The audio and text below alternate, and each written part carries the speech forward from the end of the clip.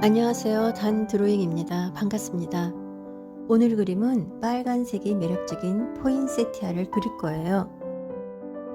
펜과 수채 물감을 함께 사용하여 그리는 그림입니다. 성탄절은 지났지만 겨울에 한 번쯤 그리고 싶어지는 소재지요. 그림을 그려가면서 사용할 색을 알려드릴 겁니다. 오른쪽 팔레트에 짜여진 물감을 순서대로 알려드릴게요. 처음 건 기본 레드예요. 어느 물감이나 있으시니 사용하시면 되겠고요. 두 번째는 크림슨 레이크. 이 색은 붉은 자줏빛이 도는 레드입니다. 세 번째 번트 움버. 이 색이 없으신 경우에는 브라운이나 번트 시에나를 사용하시면 돼요. 네 번째는 화면에서 안 보이는데 기본 바이올렛입니다. 그린과 옐로우는 뒤에서 그릴 때 다시 말씀드리겠습니다. 메이커마다 발색이 다르기 때문에 알려드린 색으로 칠하시면 제 그림과 다른 느낌이 보여주실 수 있어요. 그래서 조색하시고 나서 연습장에 칠해보시면 다른 점에 당황하지 않으실 것 같아요. 갖고 계신 물감의 분위기로 끌고 간다면 전체적으로 통일감 있는 각자의 편안한 그림이 되실 거니까 걱정 안 하셔도 됩니다. 이제 색도 정해졌으니 남은 것은 어떻게 그릴 것인가가 남았네요. 먼저 물 조절 먼저 말씀드릴게요. 그라데이션을 표현하실 때 진한 색과 여린 색을 연결해서 그리실 때 물의 양을 거의 같게 하셔야 물 번짐이 자연스러워져서 그라데이션이 예쁘게 표현되니 물의 양을 신경 쓰셔야 합니다. 꽃잎 표현하실 때 레드 진한 색을 칠하고 점점 옅게 표현하신다고 진한 레드 옆에 물을 왕창 묻혀서 흐린 색을 칠해주시면 번짐이 역류해서 안 예쁘게 됩니다. 진한 색을 먼저 칠하시든 여린 색을 먼저 칠하시든 연결해서 칠해주는 색의 농도가 즉 물의 양이 비슷해야 한다는 점 꼭 기억해 주시기 바랍니다. 물론 일부러 효과를 내기 위해서 할 때도 있습니다. 그러나 기본은 그렇다고 말씀드리는 거예요. 물 조절 다음으로 신경 쓰셔야 할 점은 조색입니다. 제가 짜놓은 물감은 어두운 색을 나타낼 때 조색할 순서예요. 레드를 옅게 먼저 칠해주고 그 다음 명암으로는 크림슨 레이크와 섞을 거고 그 다음으로는 브라운 계열이 레드 계열은 자연스럽습니다. 마지막은 바이올렛인데요. 바이올렛은 조금만 사용하게 될 거고요. 섞어도 조금만 섞어서 본래의 레드가 사라지지 않게 주의하셔야 해요. 보라가 진해지면 탁한 그림이 되실 겁니다.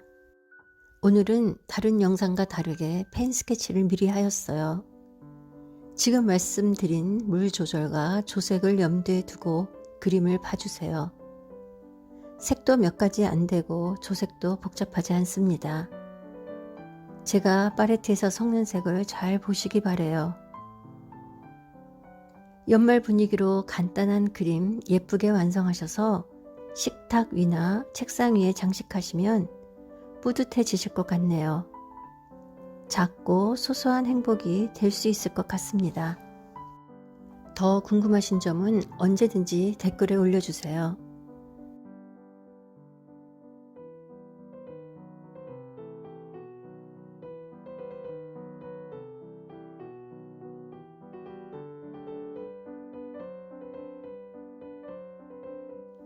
미소는 아무런 대가를 치르지 않고서도 많은 것을 이루어냅니다.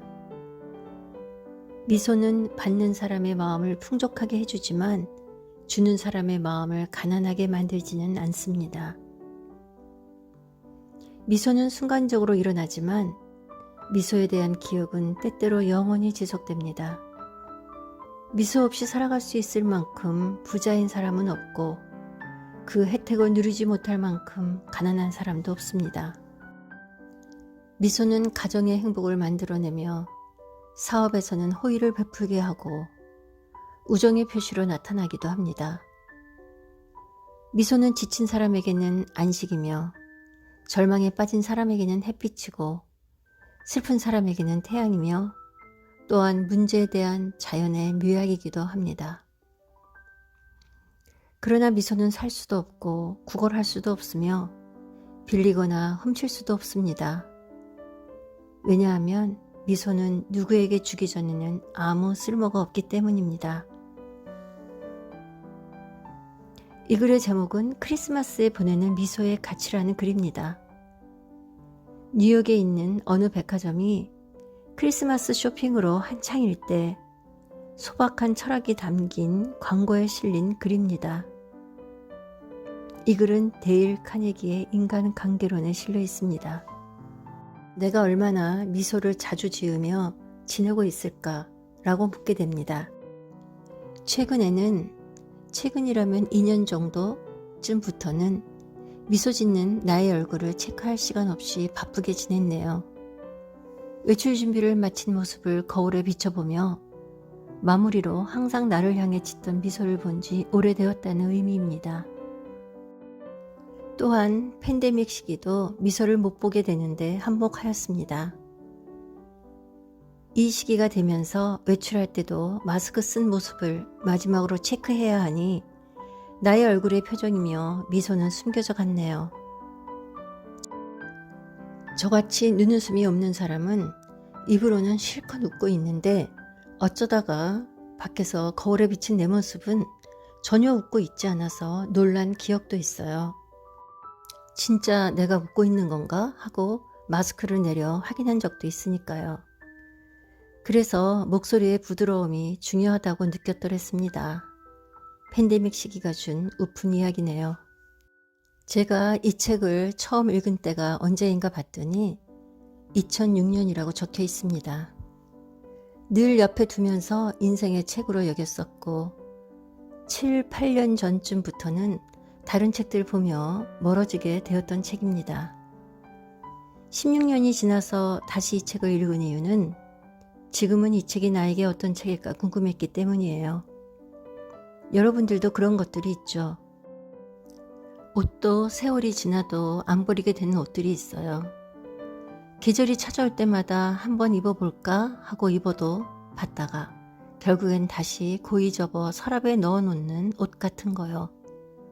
그러다가 언젠가는 결국 떠나보내는 옷 같은 거요. 다 읽은 느낌은 그동안 살면서 사람이나 상황에 대하여 노력했던 점이 고스란히 적혀 있는 것을 알게 되었고, 진짜로 이 책은 그동안 쭉 영향을 내게 주어왔던 인생의 책이 분명하다는 것을 확인하게 해주었습니다.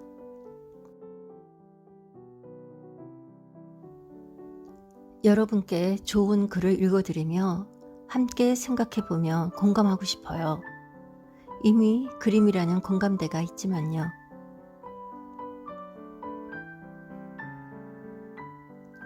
사람들이 아무리 잘못을 저질러도 100명 중 99명은 자신을 비난하지 않는다는 사실을 어렴풋이 알게 되었다. 비판이란 쓸데없는 짓이다. 왜냐하면 비판은 인간을 방어적 입장에 서게 하고 대개 그 삶으로 하여금 자신을 정당화하도록 안간힘을 쓰게 만들기 때문이다. 비판이란 위험한 것이다. 왜냐하면 그것은 한 인간의 소중한 자존심에 상처를 입히고 그의 자긍심에 손상을 주고 원한을 불러일으키기 때문이다. 우리는 칭찬을 갈망하는 것만큼이나 비난을 두려워한다. 비판이 불러일으키는 원한은 직원들과 가족, 친구들의 사기를 저하시키고 그러면서도 비판한 상황을 개선시킬 수 없다. 비난은 집 비둘기와 같다는 것을 명심하자. 집 비둘기는 언제나 자기 집으로 돌아오는 법이다. 우리가 바로 잡아주려고 하거나 비난하려고 하는 사람은 아마도 그들 자신을 정당화하고 오히려 우리를 비난하려 할 것이라는 사실을 깨닫도록 하자.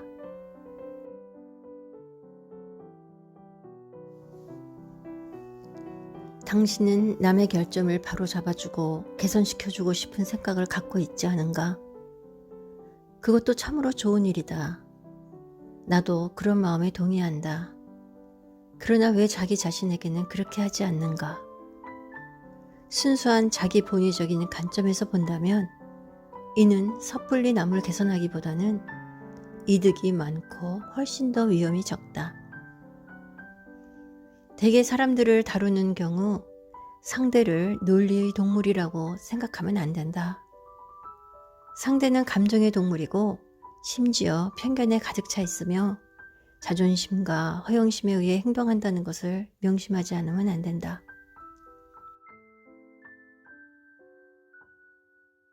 이 글은 이 책의 첫 챕터에 실려 있습니다.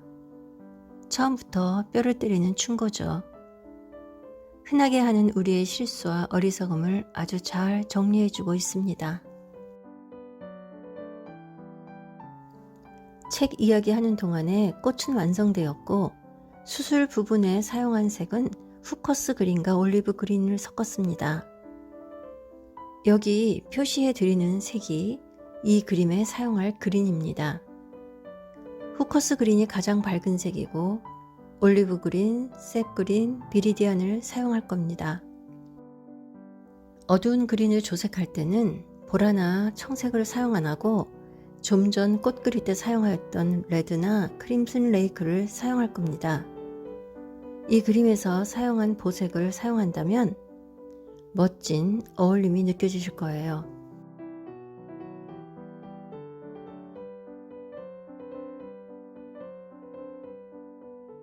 이제 남은 조색은 두 부분이 있네요. 순서 오면 순서대로 알려드리겠습니다. 책 이야기를 이어서 좀 할게요. 이 책 마지막 챕터에 이런 글이 있습니다. 그런데도 우리들 대부분은 다른 사람들에게 걸핏하면 비난이나 찬바람을 퍼붓기 일쑤고 웬일인지 우리와 함께 살아가는 사람들에게 칭찬이라는 따뜻한 햇볕을 주는데 인색하다.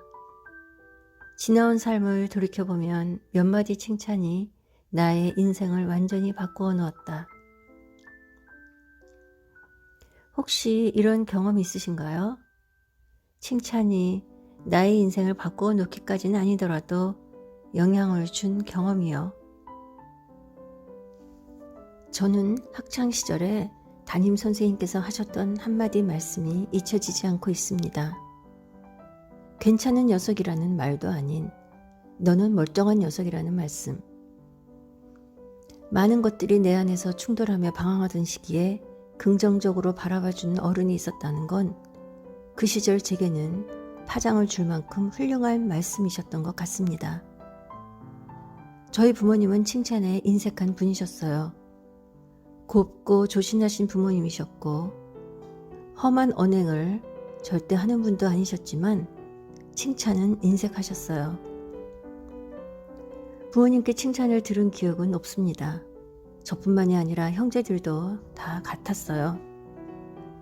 그래서 그 한마디 말씀이 저를 더 감동시키셨고 그 말씀이 지금까지 저를 성장시켜온 미끄럼처럼 느껴지기도 합니다. 잠시 뒤에는 앞에서 꽃잎 할 때도 사용하였던 글귀 기법을 잎사귀에도 할 거예요. 저는 눈에 보이는 철자를 사용하였는데요. 커터칼 뒷면으로 하셔도 되고 날카로운 것을 사용하시면 돼요. 다만 칼같이 종이를 자를 정도의 날카로운 건 피하셔야겠죠. 이 기법은 하얀 갈대나 빛에 비치는 머리카락처럼 하얗게 만들어줄 때도 사용하고요. 종이를 긁어내는 거죠. 저처럼 자국을 내어서 수채 물감이 그 사이로 스며들어서 아주 자연스러운 인맥을 만들 때 하셔도 괜찮은 효과를 보실 수 있습니다. 재미있으시죠? 이렇게 긁고 나서 물감을 위에 바르면 물감이 긁은 부분에 스며들어서 진하게 인맥이 나타나고 있습니다.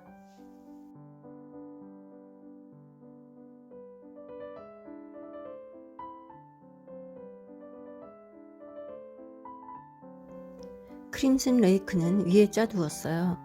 어두운 그린을 표현하실 때 사용하시면 됩니다.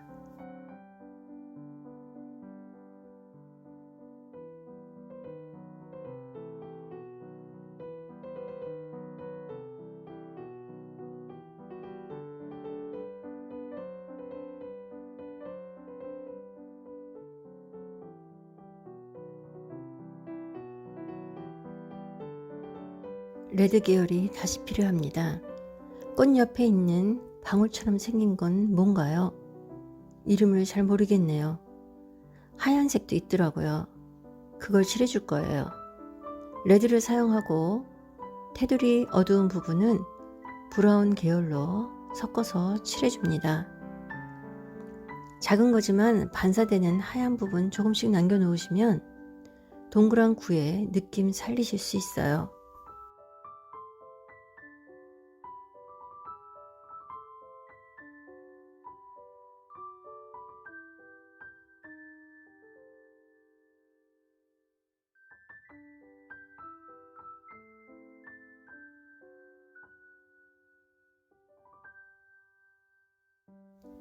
빨간 방울 다 하셨으니까요. 이제 밑에 있는 하얀 방울 차례입니다. 여기에서 보여드리지는 못했는데요. 코발트 블루를 그림과 함께 사용하면서 동그란 구의 느낌 주며 그려봅니다.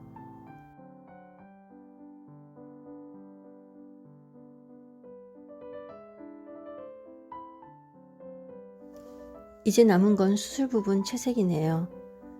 옐로우는 딥 옐로우를 옅게 해서 칠해 주었습니다. 옆에 하얀 방울 꼭지는 팔레트에 그린 진하게 조색해 놓은 것으로 콕콕 찍어줍니다. 옐로우가 마르고 나서 주황색을 조색하셔서 콕콕 찍어주시고 그 다음으로 조금 진한 레드를 옅게 해서 또 콕콕 한 번 더 찍어주시고요. 그 다음으로는 그린 계열을 좀 어둡게 하셔서 칠해주시면 되고요. 이제 수술 마무리에서는 꽃 중앙에 폭 파묻힌 느낌 주시면 됩니다. 이제 솔잎 그릴 거예요. 오늘 쿰 2호가 열일하고 있습니다.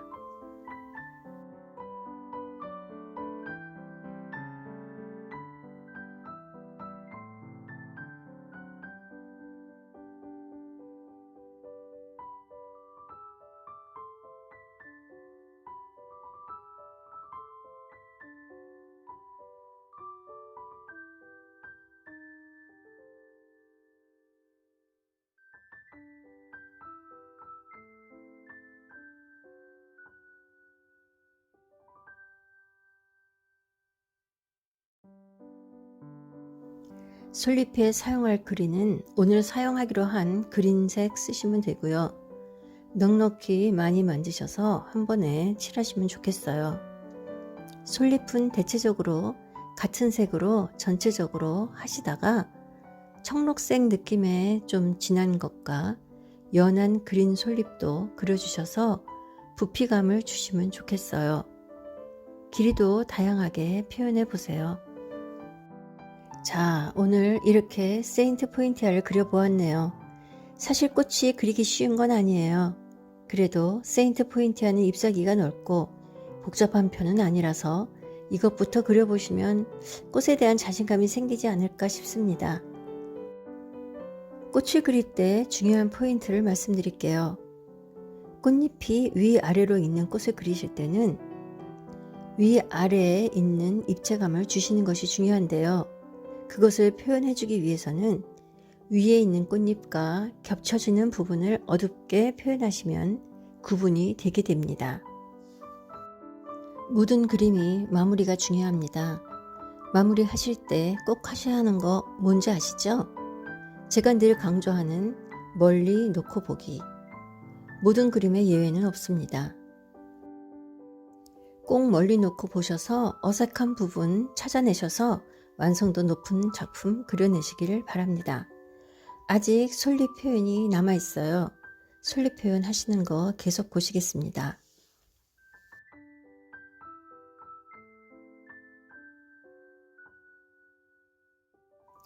오늘 책 이야기도 하였는데 책 이야기도 마무리할게요.